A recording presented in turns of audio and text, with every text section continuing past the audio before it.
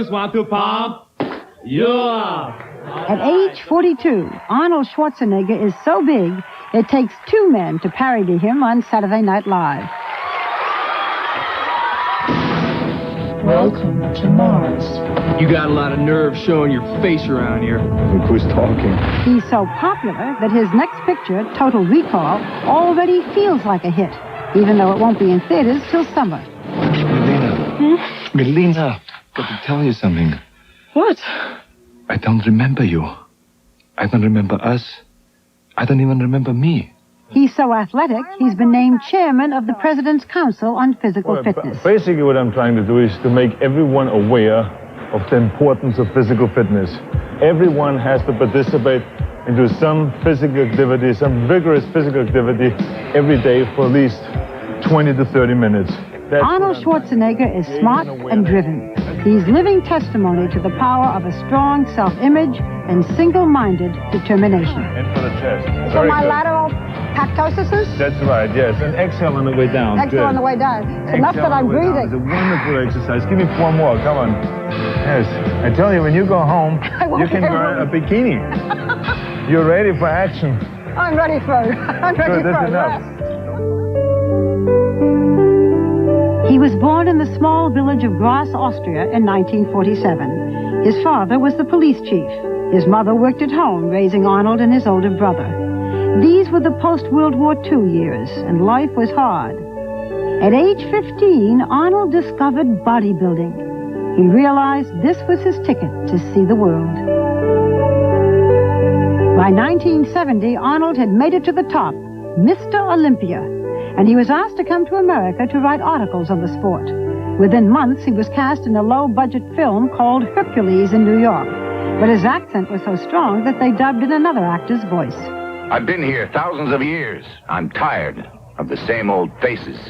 Next came an offbeat movie with Jeff Bridges called Stay Hungry. Arnold got to play someone more like himself, and the critics were impressed. I don't like being too comfortable. Once you get used to it, it's hard to give up. I'd rather stay hungry. Your muscles get a really tight feeling, like your skin is going to explode any minute. You know? Then in 1977, Arnold starred in Pumping Iron. It just blows up, and it feels different. It feels fantastic. He single-handedly proved that men who had muscles could also have brains and sex appeal. Only Arnold could turn a low-budget documentary into a star vehicle. There was something charming and charismatic about him that transcended bodybuilding. One and only Arnold Schwarzenegger. Still, it was another 5 years before his big movie break came in Conan the Barbarian. Conan, what is best in life? To crush your enemies, see them driven before you, and to hear the lamentation of your women. 2 years later, he established himself as the king of action pictures by playing a merciless robot killing machine in The Terminator.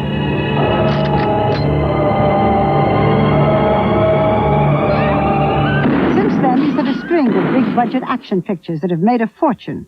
But in 1988, he took a risk. He made a film where he had to be funny and didn't get to kill anybody. He starred with Danny DeVito in Twins, and it's been his biggest hit of all. Take out the papers and the trash, or you don't get no spending cash. If you don't scrap that kitchen floor, you ain't gonna rock and roll no more. Yakety yak. Don't talk back. On the personal front, in 1986, Arnold married television journalist Maria Shriver, daughter of Sergeant and Eunice Kennedy Shriver, and became a member of the Kennedy family. An interesting match since Arnold's a Republican. And I wouldn't be anywhere else but right here today to support the Republican Party and George Bush for President of the United States.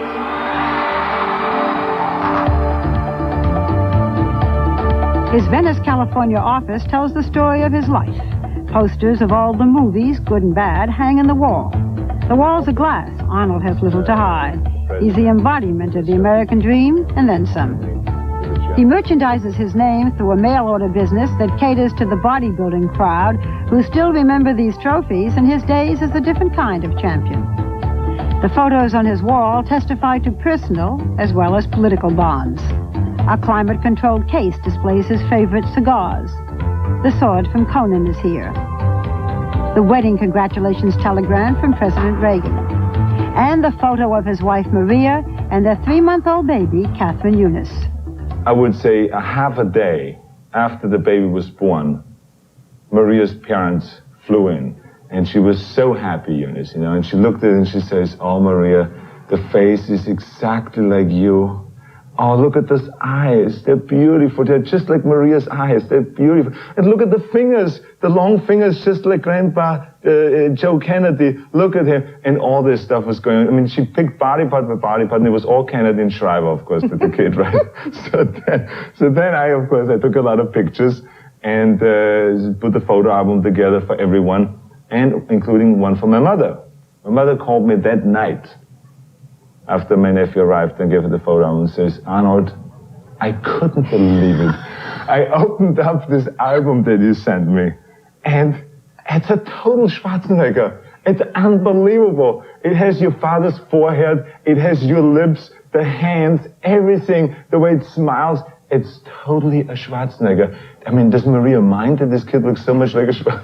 So this was, everyone has their own interpretation of what the kid looks like. Tell me about your childhood. Tell me about your father, because he had a great influence on you. He was a police officer, and so he brought, with that job, a lot of discipline came into the house. And everything was quite different than what I see now here, of course, because, like, for instance, we were not allowed to speak on a dinner table or at breakfast. There was the time to eat. Everyone was sitting totally in silence, eating. Today you have a life with everything you could want around you, but when you were a little kid, did you have flushing toilets? We, refrigerators, no. or washing machines? No, nothing. We had nothing. I mean, we had, the first refrigerator that we got in our house was when I was 14 years old. And I remember that I got in touch with all my school buddies. And I told them, I said, "You guys got to come home." I said, "Today they delivered the refrigerator." And they all said, "What? You guys are going to get a refrigerator?" I says, "Your father must make a lot of money." And this is, when I came to America, I remember that the things that people complained about, I thought were absolutely fantastic. To me, everything was just so wonderful, and I became like the most enthusiastic spokesperson for America. I was running back to Europe saying, "This place is incredible. This is absolutely fantastic. You should see the wide streets and the way people live. They all have great luxuries and all this." So to me, this was really, I think I appreciated it much more than anyone else did. How did you get into bodybuilding in the first place? I remember it very clearly. I walked into this weightlifting gym without a trainer, and I saw a guy in front of me squatting with around 300 pounds, which I thought it was Hercules doing his thing there. I mean, the guy, it looked enormous, he looked muscular, and I saw him squatting there and taking the weight down and walking over and doing a bench press and then walking somewhere else and doing 20 chin-ups. And I looked at this and I said, "I can't believe this. This is what I want to do. I want to look like this." In Pumping Iron, you said, something you've said since, that lifting weights was like having an orgasm. Mm-hmm. Well, tell us more. Well, this is what I said before I met Maria. Now I changed my mind. Tell me anyway. What do you want to know? What you used to say about it. You know, the next best thing to Maria is lifting weights. Why? No, you have to understand that I am a marketing guy. I will say sometimes things that will catch people's attention. That did. That did, exactly. And when I made this statement about sex, I said, you know, that a good pump is better than having sex. Then people said, "Is that right? Wow, I better try that out. That must feel terrific." And they all stood in line in a gym. No, it's not right, of course not. But they all stood in line at the gym, and they all went to the gym to try it out. Were women ever turned off by all the muscles? I mean, I remember looking at some of the, you know, guys, and truthfully, Arnold, I didn't feel turned on. It was almost too much. Well, first of all, I don't think that one trains for the world championships in any sport in order to turn on women. I think the bottom line is to win. I could care less what women thought of the whole thing. I didn't train for women. But did it turn them on? I never had never an thought about experience it? where someone walked away from me and said, this muscles turn me off. Maybe they were scared of saying it, who knows. But I mean, a lot of women, of course, when I went out with them, said, I just want to make sure you understand that I don't like it just for your body. Sure. I mean, I love your brain. I say, yeah, sure, that's a good one. When you first came to this country, your name is Schwarzenegger. Mm-hmm. You have an accent. Did anybody take you seriously when you said you wanted to act? What did they say? Well, Barbara, every time you tell people that you want to do something big, you want to get to the top in anything, they will say you're crazy, you can never do it. Yeah. I mean, and I think that's the very thing that I need to get inspired and to get hungry. I really get hungry when people say you can't do it. Yeah. That's when I really get the drive. I felt, well, if this is the case, then maybe that I can use all those things and become unique. And maybe it's better to be unique because people then will remember you much more rather than being one of millions out there. And then later on, people came to me and said exactly the opposite. When I remember after the Conan movies and when I did Commando and Terminator, people came to me and said, this Terminator movie would have never worked if you wouldn't have had that accent because you sounded like a robot. The Conan movies never would have worked if you wouldn't have had an accent or the body. And then the name Schwarzenegger, I mean, after people remember the name, they would never be able to forget it. What an asset. How strong. And so it all turned around. Let's talk about Maria. I've known Maria since she was a very little girl, as you know. But when you met Maria and people heard you were going to get married, again, there was this, here is this girl from an intellectual family, from the royal family, practically, of America, marrying Arnold Schwarzenegger, bodybuilder. What do they have in common? So, you tell us. I think it was just love. I remember very clearly when I met her the first night, and I saw her dancing out on the dance floor, which was at the Robert F. Kennedy tennis tournament. The night before, they always have a dance. I said, this girl is so much fun. And she's funny, and she's witty, and she's smart, and all this stuff. And she has this energy in her eyes, she really wants to live life, that it came out of her face. And I just enjoyed that so much. And I wanted to get together with her then more and more, and it became like a regular kind of relationship.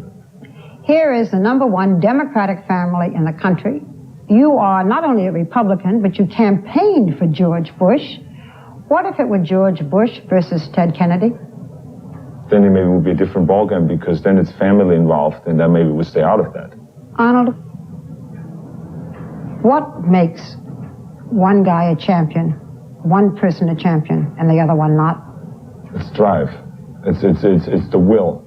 There's certain people that grow up with a tremendous hunger, and it's usually kids that have struggled when they were kids. When you grow up comfortably and in comfort and in peace and happiness and all those things, that will produce a very balanced person and a good person, but it will not create the will and the determination and the hunger that you need to be the best in the world. Do you have a philosophy by which you live?